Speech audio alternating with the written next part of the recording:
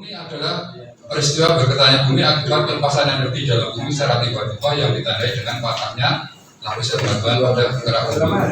Jadi sederhananya di dalam bumi ini ada yang patah. Patahnya kenapa? Karena ya, jadi karena tektonik atau lempeng bumi itu bergerak, sehingga ketika gerakan lempeng tektonik itu sudah istilahnya terkunci ya, karena mungkin ada gesekan atau tidak mampu lagi mendorong ya, karena terkunci, sehingga ketika batuan ini sudah tidak mampu lagi menahan ya, sehingga akan pecah. Nah, ini yang menyebabkan terjadinya gempa bumi. Ya, jadi ini istilahnya pengertian atau definisinya. Jadi kalau Bapak Ibu membaca atau mendengar gempa bumi karena tumbukan lempeng, itu bukan berarti ketika terjadi gempa bumi baru tumbukan dia gitu, tidak ya. Jadi mau dipahami. Jadi bukan berarti pas gempa bumi dia gitu kemudian terjadi gempa, tetapi pengertiannya adalah ketika misalkan ini ke lempeng Australia ini akan bergerak terus. Bergerakannya hanya dalam skala mili per tahun. Nah, sehingga ini memang butuh waktu lama, periodenya bisa ratusan tahun untuk mengumpulkan energi atau tenaga. Sehingga ketika nanti ini suatu saat ini sudah tidak bisa lagi mendorong, sehingga ketika dorongannya kan berjalan terus, ini akan patah kan. Nah, itulah yang terjadi ketika gempa bumi. Ya, jadi perlu dipahami seperti itu. Jadi di utara, di selatan ini Pulau Jawa, di selatan Pulau Jawa ini ada tumbukan lempeng. Nah, biasanya di Bawean itu gempanya adalah lempeng sana. Karena gempanya terjadinya di sini. Ini kalau diurut ke sana ya. Jadi kedalamannya bisa 250 atau lebih 450 gitu. Jadi kejadian karena terjadi di lempeng sini. Ini kalau pusatnya akibat tumbukan lempeng ini. Karena kalau terjadinya di selatan Pulau Jawa, tumbukan sini biasanya ini bisa dangkal sini. Tetapi ketika di sini ya kita tarik garis lurus, maka ini akan dalam. Nah, kejadian kemarin itu terjadi dangkal. Berarti kejadian atau gempanya bukan karena subduksi ini, tetapi memang karena sesar. Sesar itu adalah batuan yang patah kemudian dia bergerak. Ya, sesar, itu namanya sesar ya dalam ilmu geologi. Nah, itu biasanya dangkal. Jadinya dangkal. Sesar ini bisa di darat, bisa di laut. Nah, tadi saya bercerita tentang pergerakan lempeng. Kok lempeng bisa bergerak? Kira-kira kenapa? Nah, analoginya seperti ini. Kalau ibu-ibu biasanya di dapur ya, masak air pakai panci bu. Ini biasanya kan kalau misalkan ada tutupnya, kalau panas ini kan mendorong ini ya. Ya, kayak gelembung.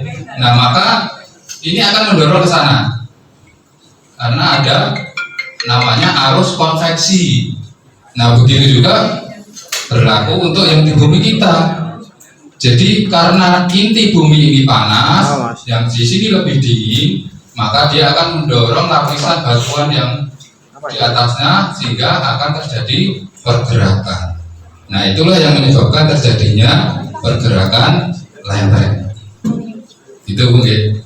Kira-kira bisa berhenti nggak ini pergerakannya? Nggak akan gitu. Ya betul. Kalau berhenti mungkin kiamat ya. Karena ini sudah mungkin seperti itu ya. Jadi intinya apa? Berarti gempa bumi nggak bisa dihentikan, gitu. Nah, itu artinya yang perlu diperhatikan adalah cara menyikapi gempa bumi biar tidak ada gempa. Nah, ini di kami di BMKG itu mengamati ini seperti rumput ini. Jadi ini adalah rekaman sinyal ketika terjadi gempa bumi. Jadi ada namanya gelombang P, gelombang S ya, atau gelombang sekunder atau serber, kemudian ada gelombang permukaan. Nah, ketika ada gempa kemarin yang dirasakan seperti apa Bu? Bapak? Goncangannya seperti apa? Maju mundur, naik turun, atau putar? Maju mundur naik turun Pak. Maju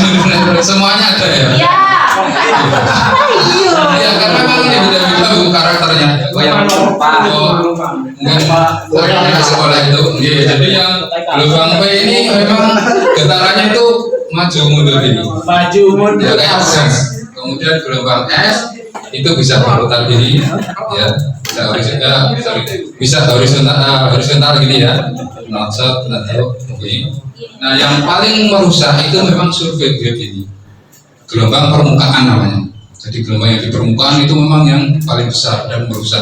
Nah ini makanya biasanya kalau gempa terjadi biasanya kecil dulu, betul ya? Kecil dulu, baru beberapa menit kemudian baru terasa yang besar. Nah ini yang merusak ini. Betul ya? Ya. Nah ini lokasi potensi atau sumber gempa di Indonesia, mulai dari di zona subduksi itu namanya megatrust. Kemudian kalau lokasi-lokasi yang di darat, di laut, yang dangkal itu kita menyebutnya dengan sesar. Sesar itu banyak, bukan sesar pas melahirkan ya. Ini istilah geologi ya. Jadi batuan yang pecah kemudian bergerak namanya sesar. Nah ini peta-peta gempa banyak sekali gitu. Jadi memang luar biasa Indonesia ini. Yang paling aman di mana Bu? Ini ya. Kok pindah ke sana Bu? Pindah ke sana lah. IKN. Tapi di sini pun juga beberapa kali gempa, Bapak Ibu. Karena memang juga ada sesar. Tapi nggak sebanyak yang di sini. Jadi ada pertanyaan juga tentang tsunami. Jadi saya singgung sedikit. Jadi tsunami adalah gelombang laut yang disebabkan oleh terjadinya gangguan di dasar laut sehingga gelombang tsunami dapat mencapai pantai. Nah, jadi paling banyak tsunami itu terjadi karena ini gempa bumi tektonik namanya ya, pergerakan lempeng bumi di dasar laut. Kalau gempanya di daratan bisa nggak terjadi kira tsunami? Nggak bisa ya, karena airnya kan di laut ya. Kecuali di Palu itu terjadi kayak di pantai gitu. Nah, tetapi memang ada setelah gempa ada longsor di bawah laut, itu yang menyebabkan. Nah, jadi biasanya sudah dulu, tapi memang tidak selalu ya, karena tergantung juga pergerakan sumber sesarnya itu, apakah namanya deformasi dasar lautnya itu seperti apa, apakah naik, turun, atau geser. Nah untuk bawean itu memang tidak signifikan ya. Jadi kuning itu mungkin hanya berapa ini 2 meter. Jadi tidak signifikan karena memang jaraknya jauh dan gelombangnya kan lewat sini. Seperti itu. Jadi mudah-mudahan sih ya gitu. Untuk bawean, untuk potensi tsunami-nya kecil, tidak ada. Tidak ada ya. Saya nggak berani mengatakan tidak ada dulu karena apa ya? Itu kita tidak bisa prediksi tadi. Ya doa. Mudah-mudahan tidak. Tetapi harus kita ikuti dengan kita persiapan. Kita tidak berharap, tetapi kemudian ini mitigasinya, ya, mitigasi gempa. Nah, untuk mitigasi ini paling utama memang kita harus membangun bangunan yang tahan gempa, bangunan yang untuk antisipasi gempa ya. Jadi jangan sampai bangunan yang kita bangun itu asal-asalan ya, karena kita sudah tahu potensi bencana gempa, maka kita harus mulai memikirkan bahwa saya harus antisipasi. Karena apa Bu? Gempa itu akan berulang, ada periode ulangnya. Kita tidak tahu apakah 50 tahun lagi, 100 tahun lagi, atau berapa tahun lagi, tetapi pada suatu saat mesti akan terjadi lagi. Karena apa? Tadi yang saya sampaikan, ini akan bergerak terus. Ketika patah, dia mencapai kesetimbangan, ini masih ada dorongan, maka dia akan mengumpulkan energi lagi sampai patah lagi. Begitu seterusnya. Makanya kita sebut ada periode ulang. Ya, atau kalau orang ilmuwan itu mengatakan elastic rebound teori. Jadi ada teori yang menyatakan dia akan balik lagi. Nah itu harus kita antisipasi. Tetapi juga tidak perlu takut berlebihan. Makanya kita antisipasi. Ini salah satu kegiatan termasuk kegiatan kita ini. Ini adalah satu cara untuk mitigasi, untuk meningkatkan pemahaman masyarakat tentang perlunya awareness atau istilahnya ya kewaspadaan, perhatian bahwa kita perlu istilahnya mempersiapkan diri. Kita tidak berharap, tetapi resiko akan lebih kecil kalau kita sudah siap. Betul ya? Ya. Jadi memang ya perlu kesiapsiagaan. Nah ini rekomendasi kepada masyarakat terdampak COVID diimbau agar tetap tenang dan tidak terpengaruh oleh isu yang tidak dipertanggungjawabkan kebenarannya. Tanyakan ke pihak yang berwenang. Takutnya itu sudah kena bencana, tapi masih ada orang yang tidak bertanggung jawab itu, tidak ada simpati lah dari masyarakat. Masyarakat diimbau agar menghindari bangunan yang retak atau rusak diakibatkan oleh gempa, periksa dan pastikan bangunan tempat tinggal Anda apakah cukup tahan gempa atau tidak, dan kerusakan yang dapat membahayakan stabilitas bangunan sebelum Anda kembali ke dalam rumah. Bagi masyarakat yang rumahnya mengalami kerusakan, rusak sebagian, kemudian akibat terdapat gempa, diimbau tidak menempati sementara waktu. Masyarakat diminta untuk mewaspadai aktivitas gempa susulan. Sekarang alhamdulillah sudah berkurang ya. Ya sudah banyak berkurang. Sehari mungkin sudah tidak ada lagi, sudah jarang. Pastikan informasi resmi hanya bersumber dari BMKG atau BPBD ya, atau pihak berwenang. Kalau dari kami bisa disebarkan di kanal komunikasi resmi, ya, bisa di medsos kami di BMKG Pasuruan atau dari info BMKG ya, atau di telepon atau di WA. Baik, mungkin itu waktunya pas ya. Dari materi Pak Soto ada yang ditanyakan Bapak-bapak Ibu tentang potensi? Baik. Assalamualaikum warahmatullahi wabarakatuh. Waalaikumsalam warahmatullahi wabarakatuh. Nama saya Dr. Sidimami dari Puskesmas Kapolda. Keji Pak ya. Karena ini kan pertama kali kita mendapatkan musibah gempa ini. Waktu itu saya hari Jumat itu kan mau Jumatan Pak ya, waktu itu jam 11.30 itu jadi pertama. Terus yang kedua itu waktu saat Jumatan. Waktu itu ada saya Jumatan di Masjid Jami Sangkapura waktu itu. Itu ada kebetulan Pak Ari memberikan informasi bahwa nanti akan ada gempa susulan, tapi dengan skala lebih kecil. Ari belum selesai ngomong ada lah itu. Tapi memang benar waktu itu skalanya lebih kecil Pak ya. Saya langsung kabur waktu itu di Masjid Jami. Nah, ketika sampai siang ada info hoax Pak ya di 100 orang bahwa jam 3 sore ada gempa lebih besar lagi. Nah, karena saya sudah dapat info dari Pak Ari katanya gempa susulannya nanti skala lebih kecil, ya kan? Jadi kita merasa tenang. Nah, ternyata jam 4.16.55 nggak salah gitu. Ternyata gempa lebih besar lagi, kayak itu yang bikin saya termasuk masyarakat kaget loh. Katanya gempa lebih kecil, gempa lebih besar, gitu Pak. Nah, dari itu yang kita sekarang karena gempa susulan ada terus Pak ya. Kita kalau ada kecil aja Pak langsung respon kabur Pak. Kenapa? Karena di stigma kita itu takut ada yang besar lagi. Nah itu trauma jadinya Pak ya. Jadi meskipun ada info-info yang ini kita ya langsung kabur aja gitu Pak. Nah itu menurut keilmuan, karena kalau kita prediksi kan tidak bisa diprediksi Pak ya kapan terjadinya. Tapi menurut keilmuan gitu Pak, apakah kemungkinan masih ada yang lebih besar lagi dari 600 ini Pak? Secara pengalaman mungkin di daerah lain atau di negara lain mungkin ya. Apakah ada kemungkinan? Oh ternyata 700 kalinya nanti ada lagi lebih tinggi. Apakah ada pengalaman begitu maksud saya? Nah biar kita itu merasa tenang Pak. Terus terang ya mungkin itu Pak. Assalamualaikum warahmatullahi Waalaikumsalam. Saya jawab langsung ya. Terima kasih Pak Saiful ya. Dari Mas. Baik. Ya jadi memang kemarin banyak pertanyaan itu ya, termasuk dari masyarakat. Jadi memang fenomena gempa di bawah ini unik dan luar biasa. gempa besarnya ada banyak, ada tiga. Kemudian gempa susulannya juga termasuk banyak.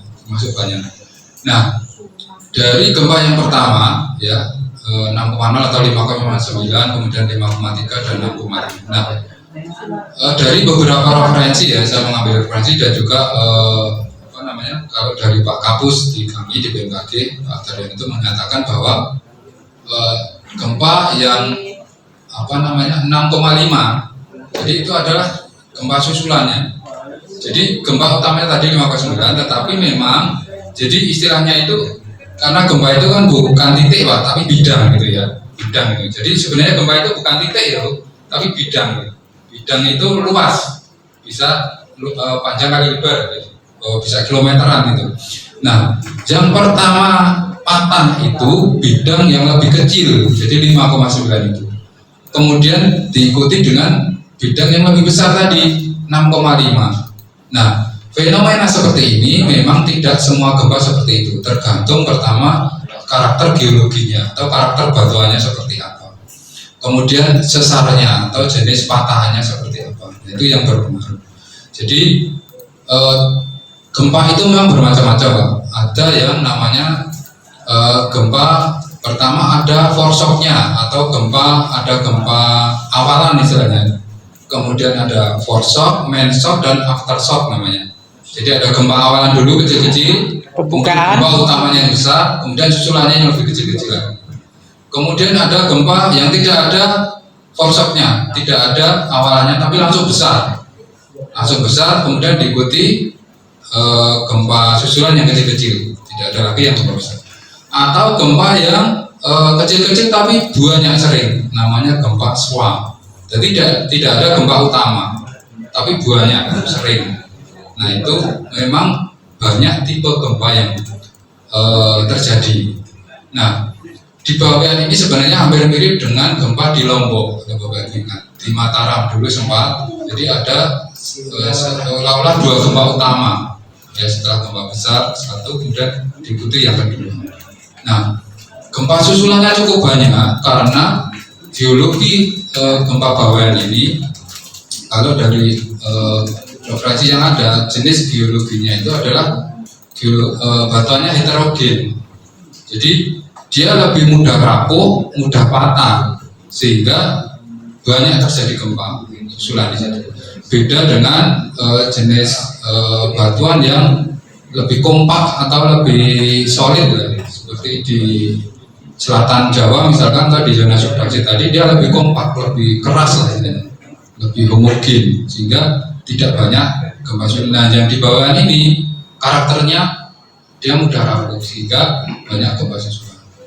Jadi memang tidak selalu gempa susulan itu lebih kecil, tetapi mayoritas dan paling banyak, sehingga kita mengatakan biasanya gempa susulan lebih kecil. Karena analoginya gini, ketika patah maka energi yang paling besar itu sudah lepas, tinggal sisa-sisanya. Jadi sisa-sisanya ini tinggal kecil-kecil. Ketika kita seperti mematahkan ranting itu, gitu kan tinggal kecil-kecil istilahnya. Nah itu tinggal gempanya kecil-kecil ya harusnya, sehingga sampai stabil istilahnya, sudah stabil lagi, tidak ada gempa susulan lagi. Berbeda dengan mungkin kalau kondisi tertentu seperti di bawah ini, jadi patahnya itu yang besar ternyata 2 atau 3. Itu memang berbeda-beda. Tetapi selama ini dari histori gempa yang ada, yang telah kami amati, itu mayoritas setelah gempa utama, gempa susulannya akan mengecil gitu. Jadi ya itu tadi, balik lagi, memang gempa tidak bisa diprediksi. Kita berdasarkan pengalaman historical gempa yang pernah terjadi, statistik yang ada, nah itu kita menganalisis. Jadi memang tidak ada yang pasti. Assalamualaikum warahmatullahi wabarakatuh. Waalaikumsalam. Pertanyaannya yang ini orang bodoh ini Pak. Satu, info gempa ini kok kita selalu dari BMKG Sleman Pak. Oke. Pertama gempa. Kedua, informasi itu kok bilangnya Timur Laut Tuban, Timur Laut Tuban gitu. Padahal Bawean. Nah, ya, ini kan memang kita tidak tahu, Pak. Iya, iya. Selanjutnya, kita dari dulu oleh Pak Guru kita juga menyampaikan begitu sama Pak ke anak-anak bahwa Bawean ini aman gempa. Sudah wis. Kalau tentang bencana alam itu gempa tidak ada Bawean, tsunami tidak ada begitu. Nah, sekarang saya mau kepastian. Ketika kita menyampaikan kepada anak-anak, Bawean ini sudah tidak aman gempa, sudah tidak aman tsunami, begitu. Kenapa? Terima kasih. Terakhir, desa saya termasuk yang terdampak agak. Rumah saya. Termasuk rumah saya. Katanya orang Bawean begini, Pak. Gempa itu ada uratnya. Paham sampean? Jadi kalau ada jalurnya begitu, satu jalur ini rusak semua begitu. Tetapi di sebelah rumah ini, walaupun katanya tadi sejak teoritis struktur bangunannya nggak bagus, kemudian tidak ada coran, tapi tidak apa-apa. Tetapi kalau yang memang ini sudah uratnya Ya rusak. katanya begitu. Mohon ditanggapi. Kemudian terkait dengan ini juga di desa Lembah ini kan juga ada dusun Raba itu, termasuk tetangga saya Muara itu yang mengalami penurunan permukaan tanah. Pertanyaan saya terkait dengan penerapan tata ruang ini sebagai orang awam saja, Pak. Jadi kalau rumah yang di tempat-tempat seperti itu, termasuk yang katanya orang uratnya gempa, apakah boleh diperbaiki rumahnya ataukah pindah saja? Relokasi. Jadi gini Pak, di BMKG itu ada namanya pembagian wilayah. Jadi kita ada namanya PGR Pak di BMKG itu, Pusat Gempa Regional. Mulai dari di barat itu Medan, kemudian Padang, itu membawai beberapa provinsi gitu Pak.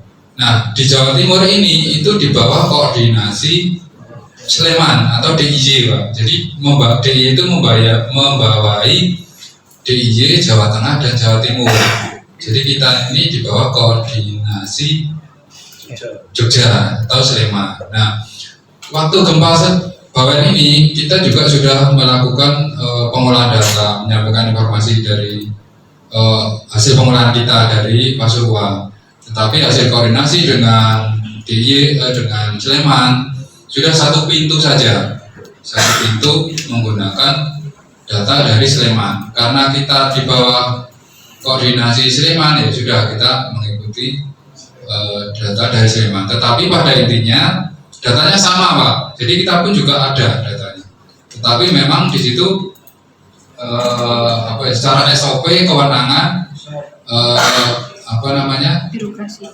birokrasi itu di Sleman Pak. Jadi istilahnya hanya nama saja, tetapi secara urgensi, secara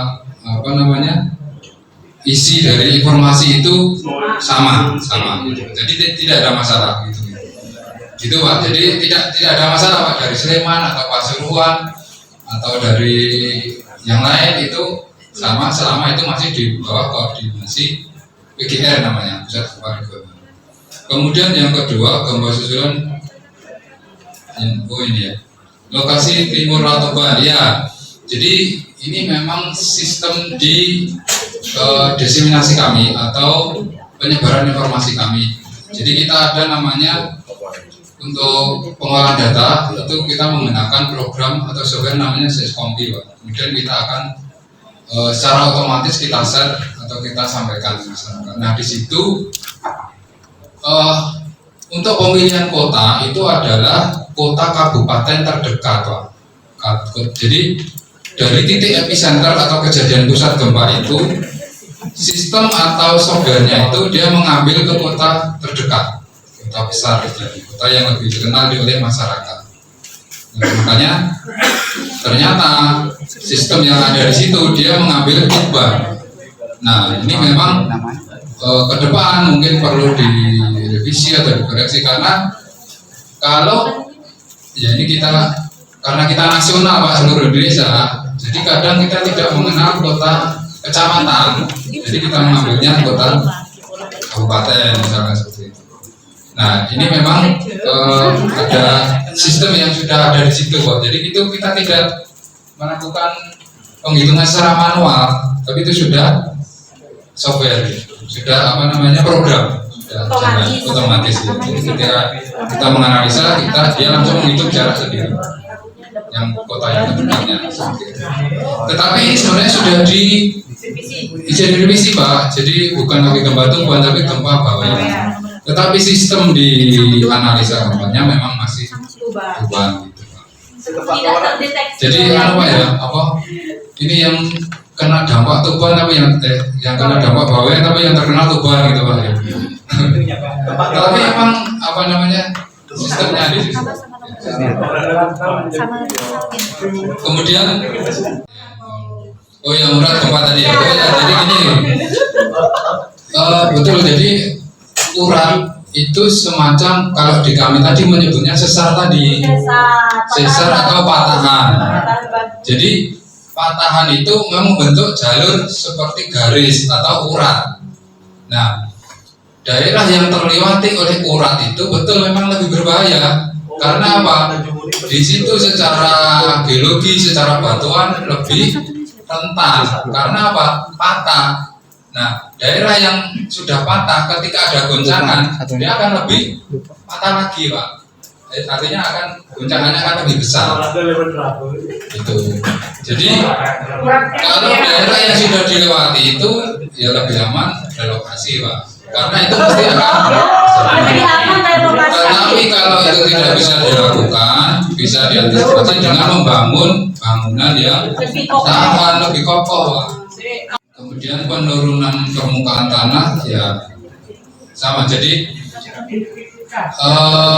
efek sekunder atau bawaan dari gempa ini macam-macam. Bisa penurunan tanah, bisa longsor, bisa kebakaran, ya banyak.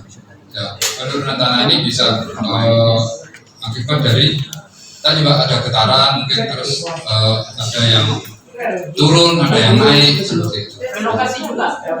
Ya ini sama juga Pak, potensi bahayanya sama, gitu. Potensi bahayanya sama. Jadi ya ini harus diperhatikan.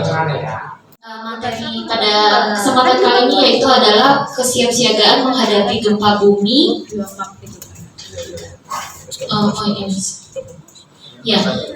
Pada slide awal disampaikan hasil survei dari pembelajaran gempa bumi Hanshin Awaji tahun 95. Jadi gempa bumi ini gempa bumi yang terjadi di Jepang, Bapak Ibu. Nah, setelah terjadi gempa, para pakar di Jepang itu mensurvei korban gempanya. Mengapa mereka selamat? Nah, jadi ternyata yang selamat karena ditolong oleh regu penyelamat itu hanya 1,7%. Kemudian ditolong oleh orang yang lewat itu 2,6%. Kemudian ditolong tetangga temannya itu 28,1%. Kemudian ditolong oleh keluarganya 31,9%, dan ternyata yang terbanyak karena menyelamatkan dirinya sendiri yaitu 34,9%. Jadi kira-kira pembelajaran penting dari surveinya apanya Bapak Ibu? Siap silang lagi. Harus siap ya. Ya, jadi betul pembelajaran pentingnya itu adalah kita harus menguasai pengetahuan terhadap bagaimana kesiapsiagaan menghadapi bencana yang ada di wilayah kita. Sebelum terjadi bencana, sebelum terjadi gempa, kita harus mengenali lingkungan kita, rumah kita di mana, apakah ada di atas tebing, di bawah tebing, atau di bawah tanah yang tadi Pak Suwarto bilang itu banyak lapisan sedimennya, itu juga tidak direkomendasikan. Nah, selanjutnya kita harus mempertimbangkan stabilitas perlengkapan yang di rumah kita, misalkan lemari, kita kan tahu di daerah kita rawan gempa, lemari kita ikat ya Pak, misalnya di paku, kemudian kita menempatkan barang yang besar atau berat itu juga di bawah di lantai, jangan ditaruh di atas lemari. Dan next, nah saat gempa bumi terjadi, jika terjadi dalam bangunan, jangan panik, tapi ini mungkin sangat susah ya Bu ya.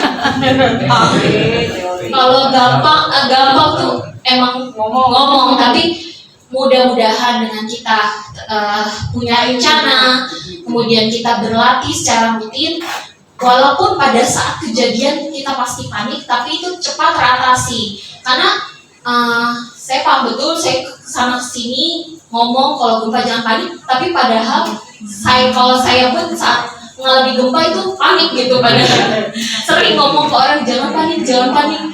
Padahal saat itu terjadi kita tetap panik, tapi mudah-mudahan ya itu tadi ya Bu ya, karena kita sudah punya materinya, kemudian kita sering berlatih, mudah-mudahan walaupun panik itu cepat teratasi. Nah kemudian kita lakukan perlindungan diri dengan helm, buku tebal, dan ataupun kedua tangan. Tapi ini hal yang terakhir yang mungkin bisa dilakukan itu dengan tangan. Tapi kalau misalkan ada meja, ada bangku, itu kita berlindung masuk kolong meja ya Bapak Ibu. Nah kalau dengan tangan gimana caranya Bapak Ibu? Boleh ada yang mau contohin, nanti katanya teman-teman panitia ada hadiahnya ya Pak ya?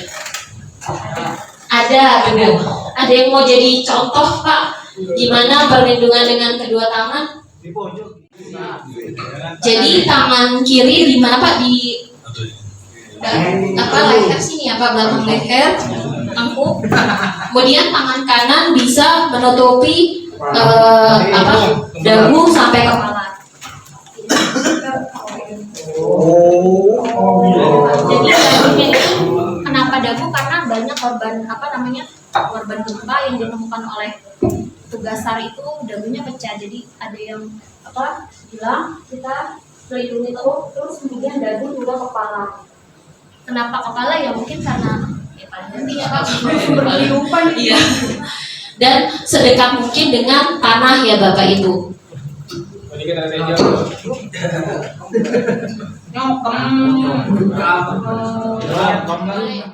Saat gempa bumi terjadi, kalau misalnya kita berada di luar bangunan atau gedung, kita harus menghindari bangunan, tiang listrik, telepon, papan reklame. Kemudian jika sedang berkendara, segera menepi dan tarik rem ya Bapak Ibu. Dan perhatikan juga tempat kita berpijak, karena biasanya ada gempa bumi cukup besar bisa menimbulkan rekahan-rekahan.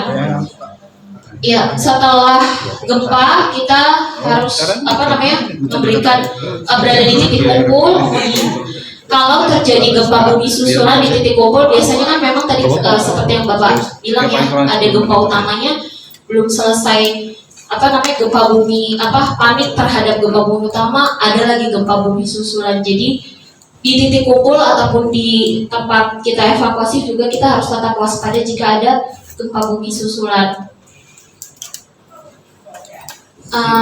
Ya ini selanjutnya adalah sistem informasi gempa bumi. Tadi sudah disampaikan, diulas bahwa BMKG sesuai Undang-Undang Nomor 31 Tahun 2009 adalah lembaga pemerintah yang bertugas untuk memberikan informasi gempa bumi dan peringatan dini tsunami.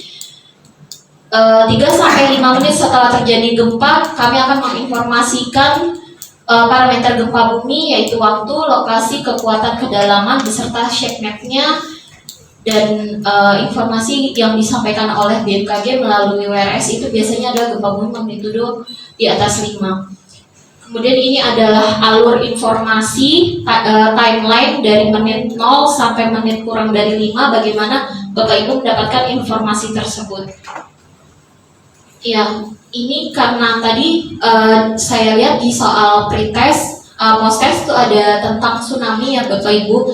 Tapi walaupun misalkan di wilayah Bawean ini sangat kecil kemungkinan terjadi potensi tsunami, mungkin kan Bapak Ibu ada yang bepergian ya, misalkan ke pantai Pacitan atau pantai di selatan Jawa yang memang potensi tsunami sangat tinggi. Bapak Ibu perlu mengetahui ini ya. Jadi kurang dari 5 menit itu kalau misalnya gempanya potensi tsunami, BMKG akan mengeluarkan peringatan dini berisi parameter gempa bumi dan potensi tingkat ancamannya. Kemudian kurang dari 10 menit kami akan menginformasikan update dari parameter gempa bumi dan estimasi waktu tiba tsunami di peringatan dini kedua. Dan selanjutnya jika ada informasi hasil observasi dari tech gauge itu akan keluar di menit 30 sampai 60. Jadi ada pemutakhiran parameter dan pemutakhiran peringatan dini kembali. Selanjutnya jika tidak teramati lagi dari hasil tech gauge itu di peringatan dini keempat kami akan melakukan pengakhiran peringatan dini. Jadi bukan pencabutan ya Bapak Ibu. Kalau pencabutan berarti peringatan dini 1 sampai kami yang ketiga itu tidak berlaku lagi. Tapi bukan tidak berlaku, tapi peringatan dini tsunami-nya kami akhiri karena agar tim yang bertugas untuk SAR itu bisa kembali ke pantai untuk mencari korban. Ya, ini adalah status tingkat ancaman tsunami. Kalau tadi di soal pretest post-test itu ada peta ya, peta warning tsunami. Nah di daerah Aceh itu awas. Kira-kira apa Pak awas nih? Berarti besar. awas artinya harus evakuasi. Nanti dijawab ya Pak di soal post-test itu Bu. Awas itu artinya ketinggian tsunami lebih dari 3 meter, yang artinya harus melakukan evakuasi menyeluruh.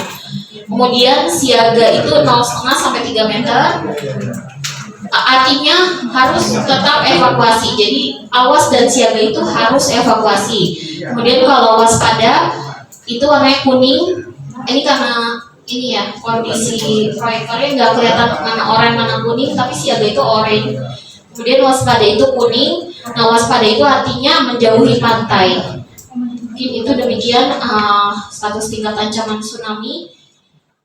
Demikian mungkin, terima kasih Bapak Ibu atas waktunya. Mohon maaf apabila ada kekurangan. Wassalamualaikum warahmatullahi wabarakatuh.